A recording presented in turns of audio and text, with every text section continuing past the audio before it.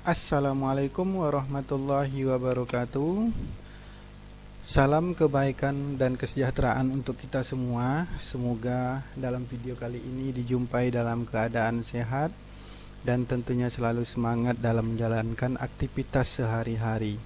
Baik, video kali ini akan membahas mengenai banyak pertanyaan yang muncul dan banyak problem yang sering dijumpai baik ketika mengajar ataupun kawan-kawan rekan-rekan mahasiswa sering bertanya mengenai bagaimana membuat latar belakang dari penelitian atau bagaimana membuat rumusan masalah dari sebuah penelitian. Nah, sangat mudah sekali bagaimana membuat latar belakang, kemudian bagaimana membuat rumusan masalah dalam sebuah penelitian. Banyak dari rekan-rekan sekalian yang mungkin untuk membuat sebuah penelitian itu dimulai dari pembuatan judul dulu, baru dibuat latar belakang, rumusan masalah, sampai melakukan penelitian sampai ke kesimpulan. Itu tidak benar, bahwa dimulai dari judul dulu. Kita mau buat masalahnya apa, repot-repot mencari judul tetapi masalahnya tidak diketahui. Judulnya bagus tapi masalahnya tidak diketahui, itu pun tidak dibenarkan. Ya, sebaiknya bahwa bagaimana membuat karangan ilmiah ataupun sebuah penelitian itu yang dimulai dulu dari kita mengetahui masalah yang kita angkat itu apa. Barulah nanti ditulis di latar belakang terkait persoalan dan permasalahan yang kita buat itu. Kalau sudah diketahui permasalahannya apa, barulah kita rumuskan masalahnya. Beberapa pertanyaan, rumusan masalah itu kan beberapa kumpulan dari beberapa pertanyaan yang ingin dijawab terkait permasalahan. Jadi rumusan masalah itu adalah beberapa pertanyaan yang sehubungan dengan masalah yang ingin kita angkat. Jadi masalah itu nantilah yang ingin diselesaikan ataupun dipecahkan dan dicari jawabannya dalam sebuah proses penelitian. Untuk itu jangan bingung-bingung terlebih dahulu. Yang penting niat untuk menulis itu ada. Jangan mikir-mikir panjang, buka laptop, buka Microsoft Word, tulis aja dahulu apa yang tergambar, apa yang ditemukan, fenomena yang dilihat di lapangan yang kira-kiranya bertentangan dengan antara kebenaran sesungguhnya dengan fakta yang terjadi di lapangan. Kalau sesuatu yang terjadi itu tidak sesuai dengan yang sebenarnya atau tidak sesuai dengan teori ataupun fakta kebaikan, maka sesuatu yang bertentangan itu dinyatakan itu adalah sebuah permasalahan. Maka jika kita sudah ada masalah, tuliskan. Setelah menulis nanti pasti ada hal-hal yang perlu dicoret, ada hal-hal yang perlu dibulatkan. Nah, di sanalah kita mengerti nanti semakin sering melakukan menulis, melakukan pembuatan kalimat di dalam Microsoft Word yang ingin kita tulis itu, semakin jelas nanti apa masalah yang ingin kita angkat dan bagaimana cara kita merumuskannya. Oke, untuk membuat latar belakang terlebih dahulu, karena rumusan masalah itu tidak mungkin muncul begitu saja tanpa adanya masalah. Kalau sudah diketahui masalahnya apa, maka kita harus membuat latar belakangnya terlebih dahulu. Maka pembuatan latar belakangnya kita mulai dari sini dulu. Oke, dimulai dari latar belakang. Latar belakang itu isinya apa saja? Nah, itu yang harus kita ketahui. Pendahuluan latar belakang. Latar belakang itu isinya apa saja? Nah, isinya pertama penjelasan umum. Penjelasan umum itu apa saja? Yaitu mungkin saudara pernah membaca mengenai pengertian-pengertian luas, pernah melihat dan menganalisa sebuah kejadian ataupun fakta.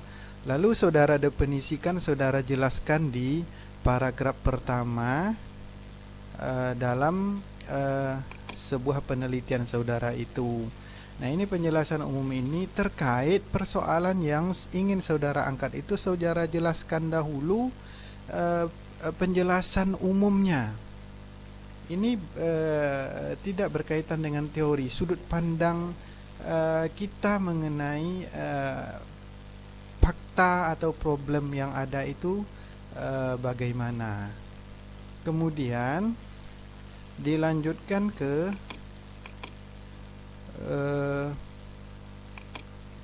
setelah penjelasan umum ini selesai, baru dilanjutkan kepada teori. Teori ini apa?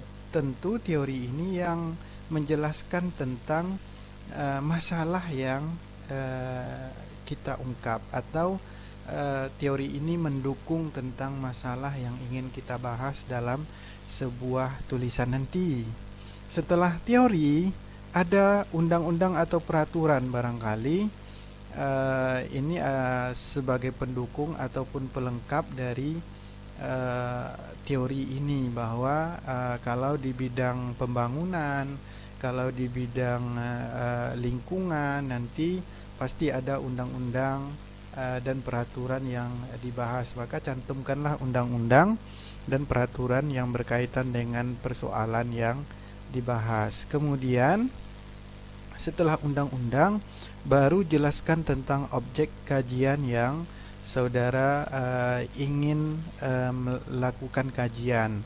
Misalkan ingin melihat proses pemberdayaan di sebuah tempat. Kalau ingin melihat proses pemberdayaan di sebuah tempat, maka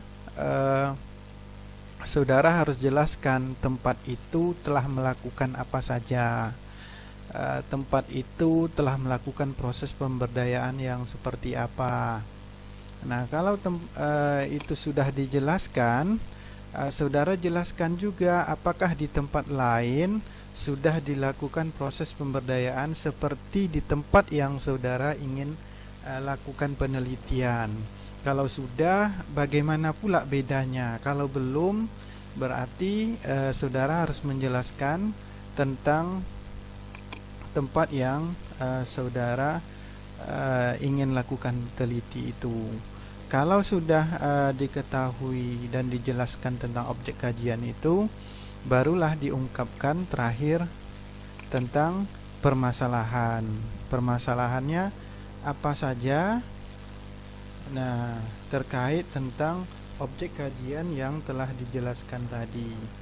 Kalau masalahnya sudah ketahui, terakhir akan mengerucut kepada rumusan masalah. Nah, itulah beberapa bagian yang harus ada di dalam latar belakang. Pertama, ada penjelasan umum, ada teori, ada undang-undang atau peraturan, objek kajian, kemudian permasalahan. Itu yang harus ada di dalam latar belakang.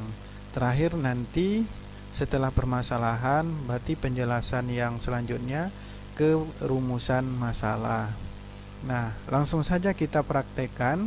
Kita ambil sebuah artikel yang ada di jurnal atau sebuah penelitian ilmiah nantinya. Saya contohkan.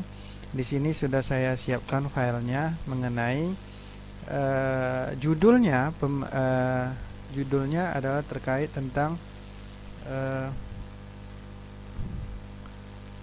pemberdayaan masyarakat melalui community development, program posdaya atau pos pemberdayaan keluarga, PT Hoxin Indonesia, TBK Pabrik Cilacap. Nah, di latar belakangnya kita lihat di pendahuluan. Di pendahuluannya itu dia bercerita tentang penjelasan umumnya itu sampai ke sini, sampai titik.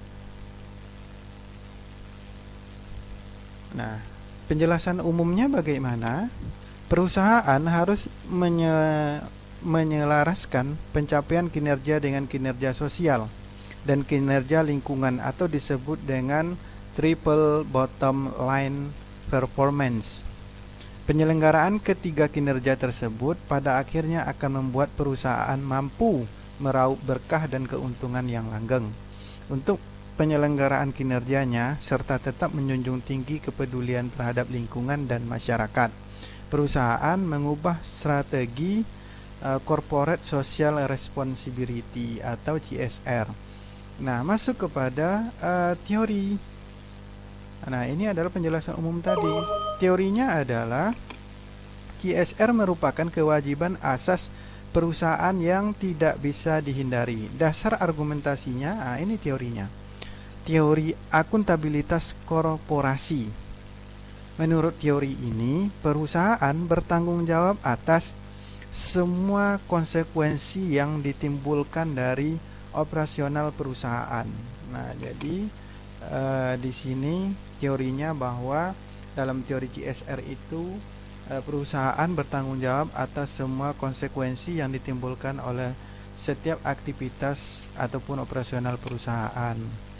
Nah, dalam lanjutannya, setelah menjelaskan secara teori, kayaknya penulis langsung menuliskan di bawahnya itu tentang objek yang menjadi kajian. Objek kajiannya itu apa? Yaitu tentang PT Hocksin Indonesia. Merupakan salah satu di antara banyak perusahaan multinasional yang memiliki keinginan untuk tampil menjadi yang terbaik di mata masyarakat luas. Salah satu cara yang dilakukan adalah menjalin hubungan baik dengan perusahaan dan stakeholder. Ini adalah penjelasan terkait tentang objek yang menjadi kajian. Nah, lanjut penjelasannya itu adalah baik pihak intern perusahaan, karyawan dan keluarga maupun pihak ekstern perusahaan seperti pemerintah, masyarakat maupun komponen dalam rangka menciptakan citra positif perusahaan untuk menunjang kelancaran operasional serta untuk mengetahui harapan publik terhadap PT Hocksin Indonesia itu sendiri khususnya. Nah, kemudian di dalam penjelasan tentang objek kajian itu kita juga menjelaskan apakah PT Hocksin itu dalam menjalankan program CSR-nya itu memiliki kesamaan dengan perusahaan lain atau PT Hocksin itu telah melakukan CSR dalam bentuk program posdaya atau dia satu-satunya yang memiliki program posdaya sementara perusahaan lain tidak. Nah, di sini dijelaskan langsung oleh penulisnya. Program CSR yang dilakukan selama ini sejalan dengan prioritas pemerintah daerah. Ini masih penjelasan tentang objek kajian tadi, yaitu pengentasan kemiskinan dan perpanjangan masa sekolah serta program posdaya, pos pemberdayaan keluarga. Sejauh ini konsep posdaya untuk perusahaan baru diterapkan oleh PT Hocksin Indonesia. Di Cilacap, perusahaan seperti Pertamina, PLTU belum menggunakan konsep posdaya sebagai kegiatan CSR-nya.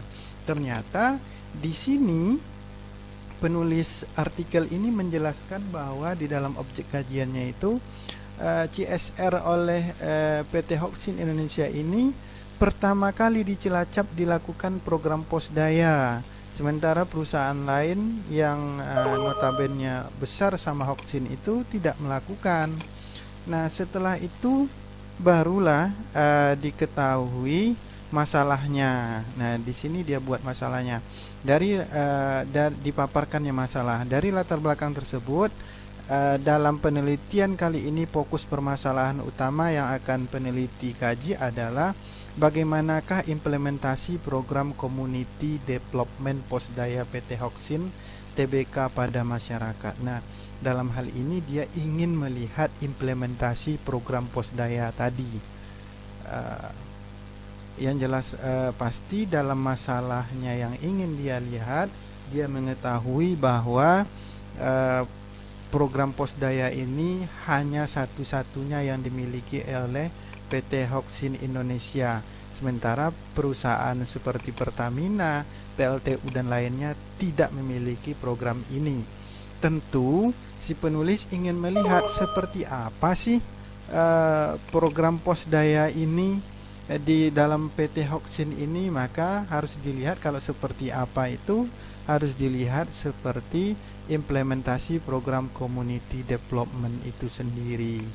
Itulah masalahnya. Masalahnya itu adalah ingin melihat bagaimana implementasi program community development Posdaya itu sendiri. Langsung dirumuskan masalahnya itu bagaimanakah implementasi program community development Posdaya, itu adalah masalahnya. Bisakah kita rumuskan masalahnya? Bisa.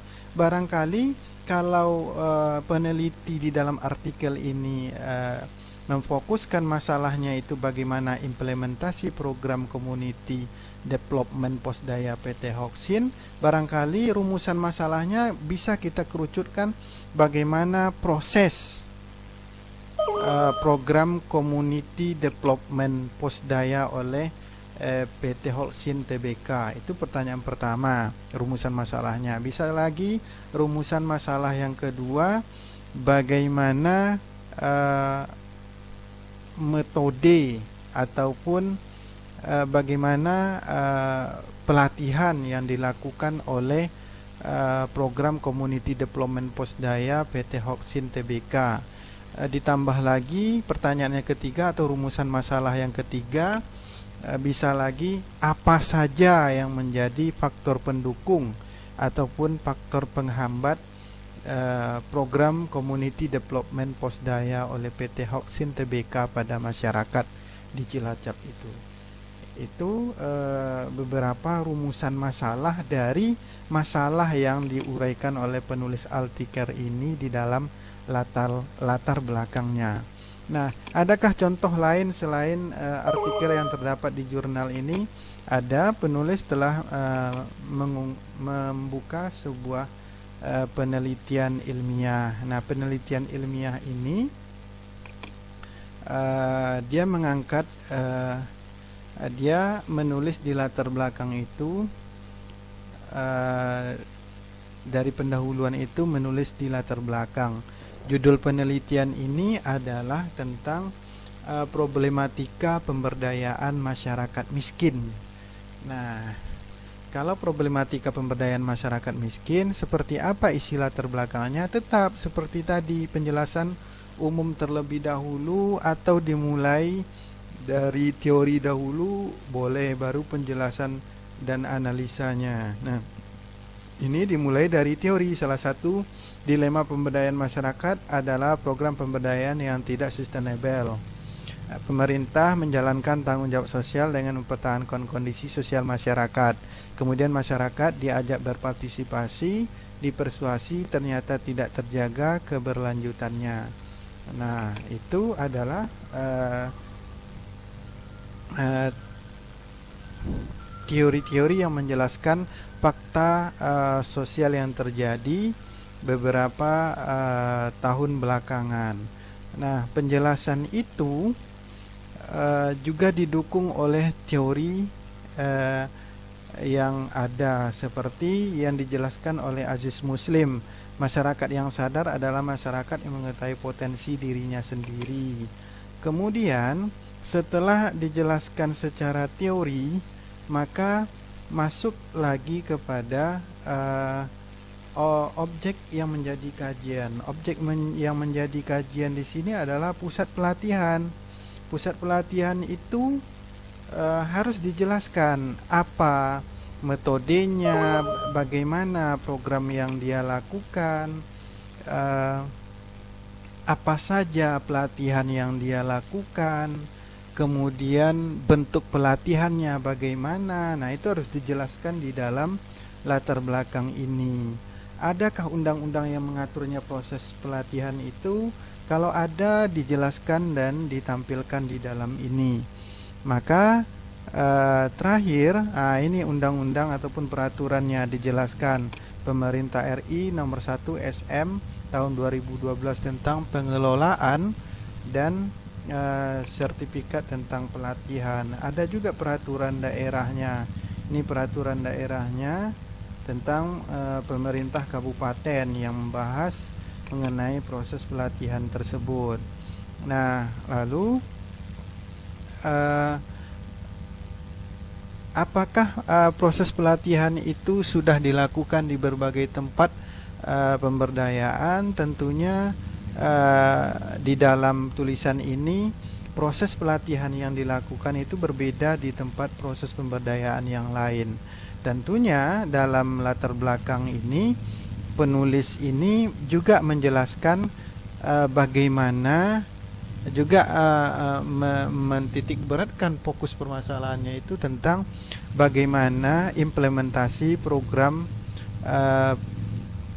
pemberdayaan masyarakat miskin ini yang berkaitan dengan problematika pemberdayaan masyarakat.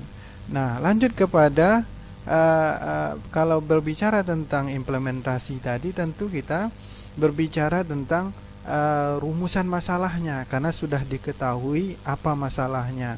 Kalau sudah diketahui masalahnya, bagaimana implementasinya, maka rumusan masalah itu harus mengkerucut dari masalah yang kita paparkan tadi. Bisa saja kita berbicara rumusan masalah itu terkait bagaimana proses pelaksanaan pelatihan, apa saja output pelaksanaan pelatihan, apa saja problematika proses pelaksanaan pelatihan, apa saja faktor penyebab problematika pelatihan. Nah, itulah beberapa rumusan masalah, contoh pembuatan rumusan masalah yang ada di artikel ataupun di sebuah penelitian yang telah dijelaskan di dalam video ini. Yang jelas pasti penjelasan singkatnya adalah bahwa rumusan masalah itu bukan pertanyaan dari judul yang telah kita buat. Seperti yang diuraikan tadi, bahwa judul itu muncul setelah kita mengetahui masalah.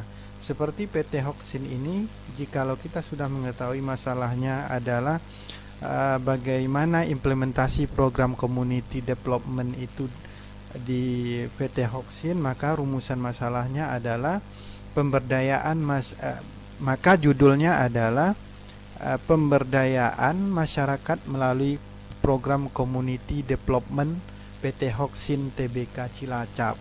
Rumusan masalahnya bukan kita mengambil dari judul ini, seperti judul ini pemberdayaan masyarakat miskin melalui program posdaya. Lalu pertanyaan rumusan masalahnya adalah bagaimana program pemberdayaan masyarakat miskin melalui program posdaya PT Hoksin Indonesia Tbk Pabrik Cilacap. Tidak seperti itu. Rumusan masalah itu diangkat dari masalah yang kita ketahui ataupun yang menjadi titik berat persoalan yang ingin kita angkat dalam kajian ini.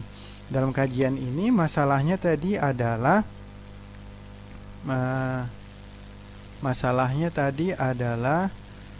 implementasi. Seperti yang diuraikan di bawah ini tadi, masalahnya adalah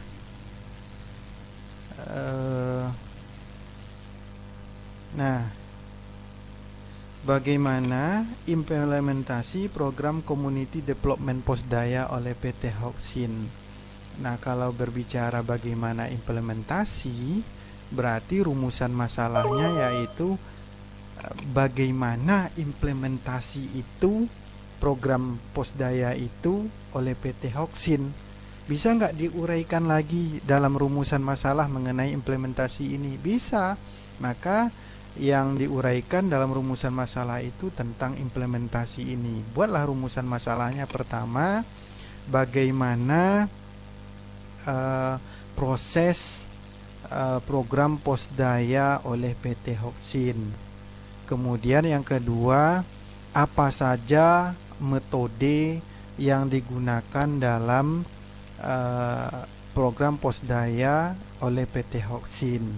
Yang ketiga, apa saja output yang telah dihasilkan oleh program posdaya oleh PT Hoksin ini. Yang keempat, Bisa lagi rumusan masalahnya itu apa saja faktor pendorong dan penghambat program Posdaya oleh PT Hoxin kepada masyarakat Cilacap. Nah, itulah beberapa cara pembuatan latar belakang yang dimulai dari penjelasan umum, masuk teori. Jikalau ada undang-undang yang mengatur, silahkan jelaskan undang-undang yang mengatur, kemudian jelaskan objek kajian yang kita kaji, kemudian tuliskan atau tentukan pokok masalah yang ingin kita bahas di dalam latar belakang itu. Kemudian penjelasan selanjutnya untuk pembuatan rumusan masalah, kita tidak boleh lari dari permasalahan yang kita buat di dalam latar belakang tadi. Latar belakang tadi jelas mengungkap masalah tentang bagaimana implementasi program Posdaya oleh PT Hoxin. Tentu rumusan masalahnya harus ingin mengetahui lebih dalam tentang implementasi itu. Caranya adalah tentu dengan membuat rumusan masalah, bagaimana proses implementasi program Posdaya itu. Implementasinya kan berbicara tentang proses. Bagaimana prosesnya? Bagaimana metodenya? Apa saja faktor yang menjadi penghambat dan pendorongnya? Kemudian apa saja output yang telah dihasilkan? Nah, itu bisa menjadi beberapa rumusan masalah yang perlu dirumuskan. Itu saja kira-kira penjelasan yang dapat dijelaskan dalam video kali ini. Mudah-mudahan bermanfaat bagi kita semua, terutama bagi yang mendengarkan dan yang menyimak video ini. Semoga menjadi amal ibadah bagi kita semua, dan jangan lupa subscribe-nya, dan itu gratis. Semoga apa yang telah kita lakukan bermanfaat dan bernilai ibadah. Terima kasih sebelumnya. Wassalamualaikum warahmatullahi wabarakatuh.